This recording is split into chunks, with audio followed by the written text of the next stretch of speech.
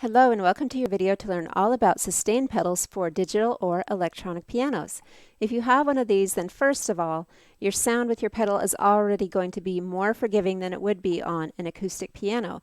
Mistakes with pedal won't sound nearly as jarring on a digital piano as they do on acoustic piano, so it's a good way to ease yourself in to learning how to play piano. But you still want to apply what you learned in the sustained pedal video to have your playing sound as close to a real piano as you possibly can, especially so that you can then transfer your skills and be able to play comfortably on either type of piano. Okay, as far as adding sustain pedals to digital pianos or keyboards, the first thing to do is check your instrument and see if you have a place designed to plug in a sustain pedal that you can purchase separately. Here's a photo showing the back of the keyboard that I always use for Piano with Ease. You can see this pedal port right here, and the jack on the electronic pedal that I have looks like this.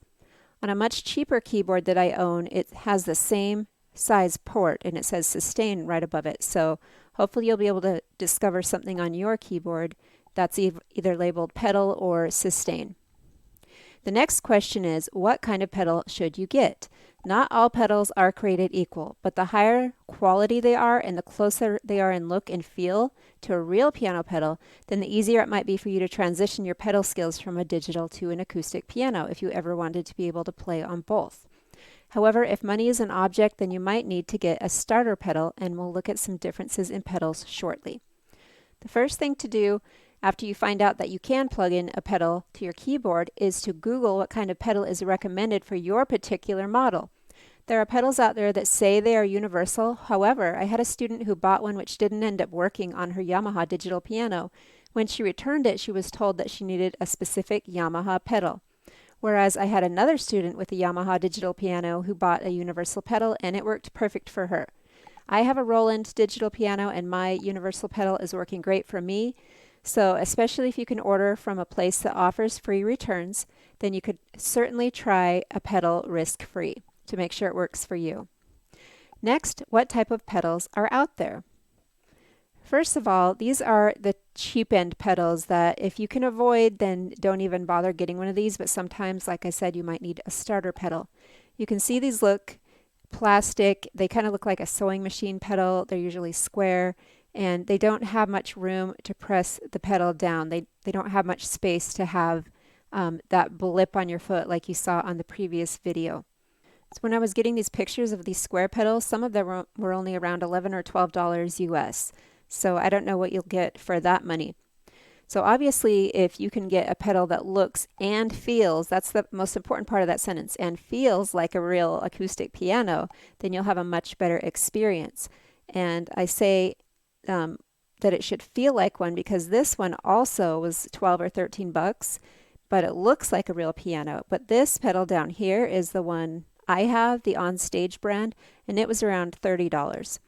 So this is the one I have, and just like when I showed you on the real acoustic piano, you want it to have some resistance. You can see that it's a little bit hard for me to push that down, just like it was on the acoustic piano. You don't want something that's just really loose and not going to be able to be controlled to give more or less sustain on your song. You don't want it to feel cheap. With this one, see, it has some good rubber grips here on the bottom, which really help it not to move around. And it's pretty weighted. It feels pretty substantial in my hands.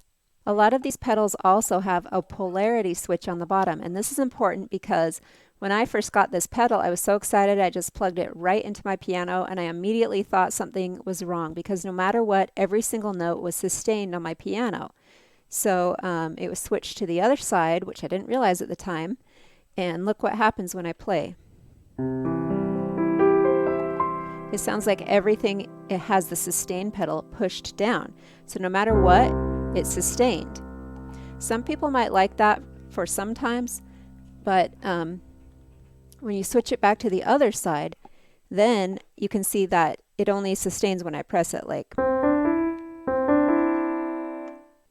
Next, where should you purchase a pedal from? You could try the company you bought your digital piano from, or your local music store or Amazon. Or there are online music sites that I have purchased equipment from before, such as sweetwater.com, and they had amazing customer service. In fact, in the attachments to this video, I will link a few pedals, including the one I have, so that you can check them out. I haven't used the other ones besides the On Stage brand, but I'm going to put ones that have really high reviews, and you can see what you think. Again, if you aren't positive a pedal will work, just buy from somewhere that has a good return window. Lastly, what if your keyboard does not have a place to plug in a sustain pedal, or if you're unable to get one right now? I had this older keyboard in the picture, and I googled the make and the model, and I found out that it actually had a setting where I could turn on an automatic sustained sound overall. This setting ended up saving the day, since I had a young student that wanted to play Here Comes the Bride at his mom's wedding, but he hadn't learned yet how to use the sustain pedal. So we hooked this keyboard to a speaker, turned on the sustain setting, and his playing sounded lovely at the wedding. So you too can check your model and see what options you have as far as automatic sustained settings.